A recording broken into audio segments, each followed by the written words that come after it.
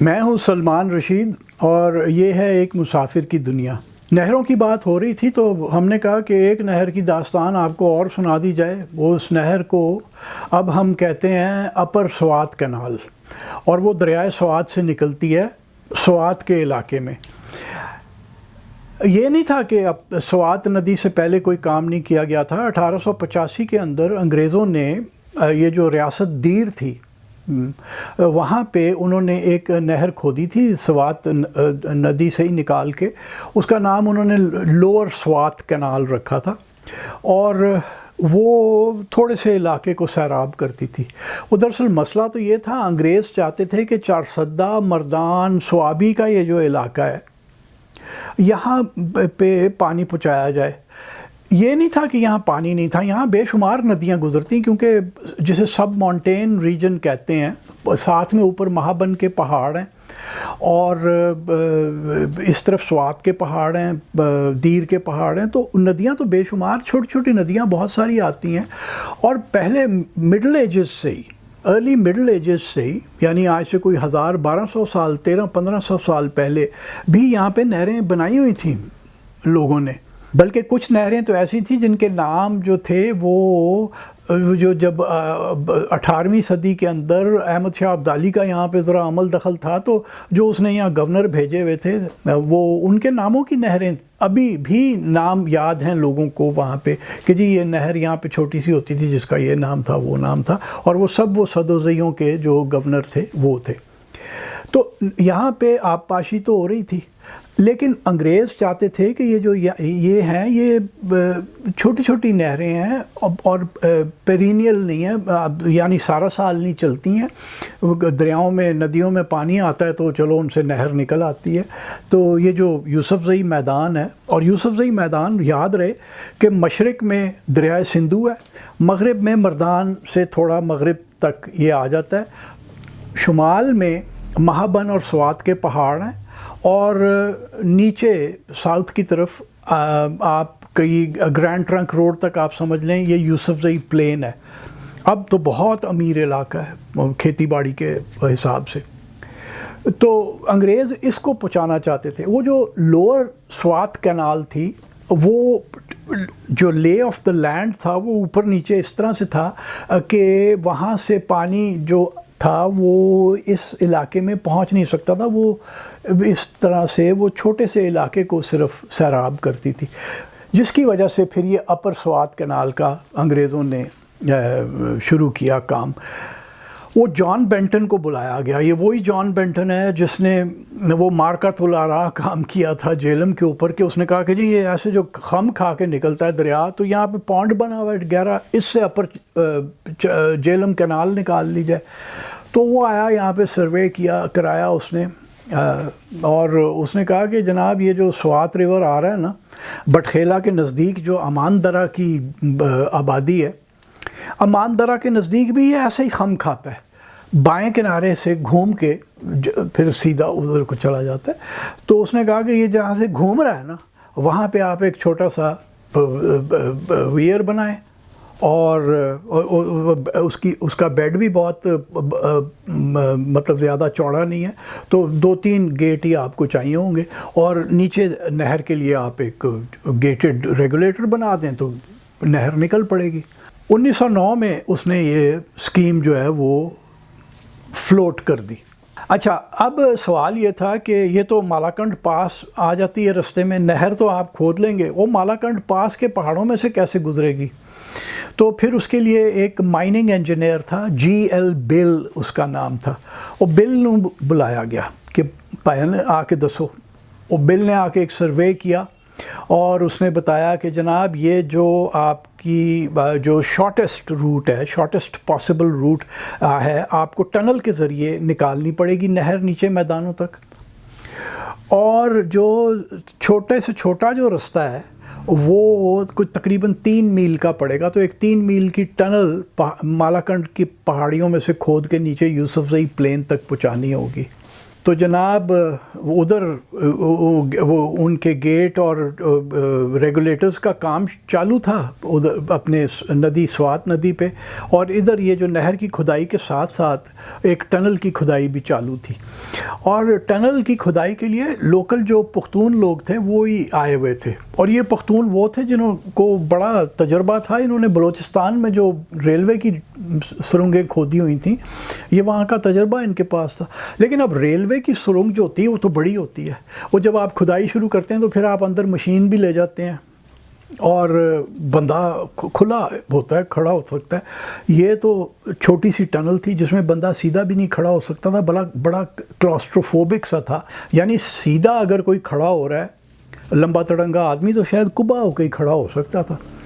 تو اس میں وہ ایک چھوٹی سی ٹرالی ہی لے جا سکتے تھے۔ کھدائی کرنے والا تقریباً لیٹ کے کام کرتا تھا، اور وہ ٹرالی ہوتی تھی، وہ پیچھے ایک ڈیرک لگا ہوا تھا، وہ لمبا جو سٹیل کا ایک سٹرکچر بنا لیا جاتا ہے، اس کے ساتھ ونچ تھی اور سٹیل وائر روپ اندر جاتی تھی وہ ٹرالی کے ساتھ۔ تو وہ جب ٹرالی بھر جاتی تھی وہ کسی طریقے سے اشارہ کرتے ہوں گے تو وہ کھینچ کے باہر نکال لی جاتی تھی۔ تو وہ جو 3 میل کی تقریباً سرنگ تھی وہ اس طرح سے کھودی گئی، اس میں بندہ کھڑا ہو کے نہیں کام کر سکا۔ اور یہ آپ اس ٹنل کا جو سوات سائڈ کے اوپر اپر سائڈ کے اوپر جو اس کا وہ ہے سر، وہ آپ دیکھ لیجئے کہ اس کے اوپر لکھا ہوا ہے بینٹن ٹنل، اور کھودنے والے کا نام بھی لکھا ہوا ہے۔ اور یہ یہاں سے ویسے جب میں یہ تصویر کھینچ رہا تھا میں سوچ رہا تھا کہ یار اگر اس میں بندہ گر جائے تو امید کوئی نہیں ہے، کیونکہ وہ جو 3 میل کا اس نے سفر پانی کے اندر کرنا ہے، سانس وہ پتہ نہیں کس طرح لے گا، وہ پھر نیچے جا کے بس پھر کام خراب ہی ہے۔ تو یہ وہ بینٹن کے نام کی ٹنل ہے جو کہ اپر سوات کینال سے سوات ندی کا پانی لے کے یوسف زئی میدان میں آتی ہے۔ واپس آپ کو امان درہ لے چلتا ہوں، نہایت پکچرسک۔ ایک تو امان درہ کی جو آبادیاں جو اب نہر کے قریب جو یہ تازے گھر بنے ہیں، یہ میرا خیال ہے پچھلے 40 50 60 سال میں بنے ہوں گے، لیکن ایسے لگتا ہے پاکستان کی سیٹنگ نہیں لگتی ہے، تو کوئی اور سی سیٹنگ ہی لگتی ہے، بہت ہی لاجواب۔ اور اگر آپ ہیڈ ورکس پہ آ جائیں تو یہاں آپ یہ ایک تصویر جو میں آپ کو اس وقت دکھا رہا ہوں، اس کے اندر الٹے ہاتھ پہ جو پانی نکل رہا ہے، جو چل رہا ہے پانی، وہ آپ کا اپر سوات کینال ہے۔ جو بیک گراؤنڈ میں آپ کو گیٹ نظر آ رہے ہیں، وہ 3 گیٹ وہ سوات ندی کے اوپر ہیں، یعنی اگر پانی کم ہو تو ان کو بند کر دیا جاتا ہے، پانی کھڑا ہو جاتا ہے اور نہر کے اندر آ جاتا ہے۔ ویسے عموماً اس میں سے پانی چلتا رہتا ہے، سوات ندی میں اتنا پانی آتا ہے تقریباً سارا سال ہی، سردیوں میں کچھ وقت کے لیے ان گیٹس کی استعمال میں آتے ہیں وہ گیٹس۔ اور سیدھے ہاتھ کو جو آپ دیکھ رہے ہیں تو وہ سوات ندی آتی ہے۔ یہ اس تصویر میں یہ جو آپ کو بائیں ہاتھ پہ یا سینٹر میں تصویر کے جو ایک بڑا سا سول ورکس نظر آ رہا ہے، پلستر ہوئی جگہ ہے، وہ صرف ایک ٹریننگ ورکس آپ اسے کہہ سکتے ہیں۔ انہوں نے دریا کو ٹرین کیا کہ وہ صرف اس پرلی طرف میدان میں نہ چلا جائے، تو وہ آپ کے جو ایک چینل ہے جس میں سے اس نے اپنے ریگولیٹر میں سے گزرنا ہے، وہ اس چینل کی طرف لانے کو۔ اور یہ جو آپ قوس قزح دیکھ رہے ہیں، رینبو دیکھ رہے ہیں، یہ میری قسمت اچھی تھی، جب میں پہنچا ہوں نا تو ایک بڑی جھکڑ قسم کی آندھی چلی اور جناب پھر بارش شروع ہو گئی، تو میں کہا لے بھی مارے گئے، میں آیا ہوں تو کام خراب۔ اب یہ پتہ نہیں 1 دن بارش چلتی ہے، 2 دن مجھے یہیں پڑے رہنا پڑے گا۔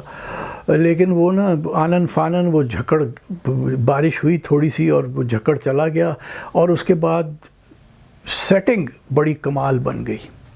یعنی آپ ایک انجینئرنگ ورکس کی تصویر کھینچنے گئے ہوئے ہیں، اس میں آپ دیکھ لیجئے کہ وہ دور سے سوات ندی آ رہی ہے، آپ کے سیدھے ہاتھ پہ وہ ریگولیٹر ہے جو کہ نہر کو پانی دے رہا ہے، پیچھے پس منظر کے اندر آپ کو امان درہ کے گھر دکھ رہے ہیں، اور ایک آپ کو رینبو بھی دکھ رہا ہے۔ اور یہاں پہ بھی اگر آپ ذرا دیکھیں کہ جو آرکیٹیکچرل خوبصورتی ہے وہ سول ورکس میں سے نکالی نہیں گئی. یہ جو پل اور وہ جو اس کا ریگولیٹر کا سٹرکچر ہے نہر کا دیکھ رہے ہیں، اور ادھر جو پانی چل رہا ہے وہ نہر کا پانی ہے. یہ آرکیٹیکچرلی بڑا خوبصورت ہے. تو 1909 کے اندر اس کے اوپر کام چالو ہوا، اور 1914 کے اندر جب یہ کوئی میرا خیال ہے مارچ کا مہینہ تھا 1914 کے اندر، ادھر کنکیں پک رہی تھیں نیچے یوسف زئی میدان کے اندر، تو جناب یہ گیٹ پہلی بار کھلے اور کوئی اس میں سے جو نہر کے اندر پانی تھا وہ نیچے گیا، ٹنل میں سے ہوتا ہوا وہ نیچے میدان کی طرف آیا. اگر آپ اوپر مالاکنڈ پاس میں کھڑے ہو کے دیکھیں تو یہ سین یہ آپ کو نظر آتا ہے.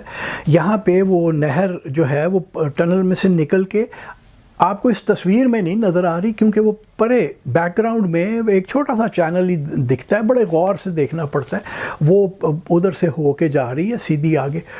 اور یہ سارا جو علاقہ ہے یہ اب سارا سال اس کے اوپر کھیتی باڑی ہو سکتی ہے. اچھا، ٹنل تو بن گئی اب 1909 اور 14 کے بیچ، اور اس سے یہ پانی چالو ہو گیا. اس میں ایک جو کمال ہمارے پاکستان کے انجینئرز نے کیا وہ 1990 کی دہائی کے اندر کیا انہوں نے، اور وہ یوں کہ انہوں نے ایک آکسیلری ٹنل کھودی. اس میں سے بھی بالکل اس کے متوازی، اس کے پیرلل جو بینٹن ٹنل ہے اس کے پیرلل، اور اس کو نیچے لے کے آئے. تو ایک تو اس سے پانی زیادہ ہو گیا. پہلے جو تقریباً 3.5 لاکھ ایکڑ کو سیراب کرتا تھا، اب وہ کوئی 35 لاکھ ایکڑ کو پانی دے رہا ہے. یہ سارا پانی مل کے یہ جو دوسری ٹنل سے آ رہا ہے. اور اس ٹنل کے منہ کے اوپر انہوں نے نیچے ایک پاور ہاؤس بھی لگایا جہاں سے 81 میگا واٹ بجلی پیدا ہوتی ہے. تو یہ ہمارے لوگوں نے کام کیا. اچھا، میں اب آپ کو ایک کینال سٹرکچر بھی دکھانا چاہتا ہوں کہ جب یہ نیچے یوسف زئی میدان میں آتی ہے، میں نے پہلے ذکر کیا کہ یہاں پہ تو ندیاں بے شمار بہتی تھیں اور پہلے زمانے سے نہریں بھی تھیں. تو اب وہ نہر کو ندیوں کے اوپر سے یا نیچے سے بھی تو گزارنا تھا نا. ایک سائفن کا ذکر ہم نے کیا تھا کہ سائفن ہوتا ہے جہاں نہر دریا یا ندی کے نیچے سے گزار دی جاتی ہے. جو قدرتی ندی ہے اس کے نیچے سے انسان کی بنائی ہوئی نہر گزار دی جاتی ہے، اسے ہم سائفن کہتے ہیں. اور کئی جگہ اوپر سے گزاری جاتی ہے تو اس کو ہم ایکواڈکٹ کہتے ہیں.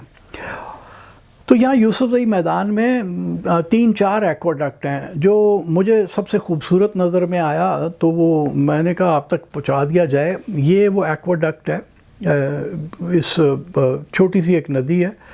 اس کو آپ دیکھیے کہ اس کی سیٹنگ کتنی خوبصورت ہے. پہاڑ ہیں، ندی ہے، کھیت ہیں، اور یہ ایک آرکیٹیکچرلی جسے کہتے ہیں نا کہ خوبصورت ایک ایکواڈکٹ اس کے اوپر سے گزر رہا ہے، اور اس میں سے دھڑا دھڑ پانی چل رہا ہے. اور یہ اپر سوات کینال نہیں ہے، یہ اپر سوات کینال کی ایک چھوٹی سی ڈسٹریبیوٹری ہے. تو اس طرح کی 2-4 اور بھی ایکواڈکٹس یہاں پہ بنائے گئے ہیں.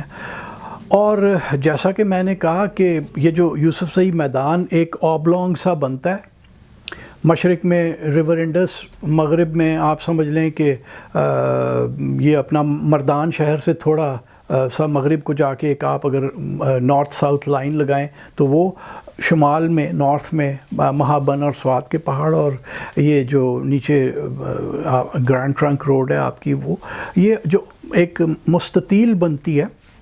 یہ اب بہت خوشحال ہے. یہاں پہ وہ سفید چقندر اگایا جاتا ہے چینی بنانے کے لیے، اور یہاں پہ آپ کا بھلا ہو جائے وہ بھی بنایا جاتا ہے تمباکو اور گنا اور کنک تو بیجی جاتی ہے. تو یہ ساری جو باتیں ہیں، یہ جو سارا کمال ہے، یہ بینٹن نے ہی اسی سے سرزد ہوا. یہ ساری کارستانی اس کی ہے کہ یہ جگہ خوشحال ہے. اور آج ہمارے بڑے بڑے یار دوست جو ہیں خان لوگ ہیں، پہلے بھی خان تھے، اب تو بڑے خان نے ہوں.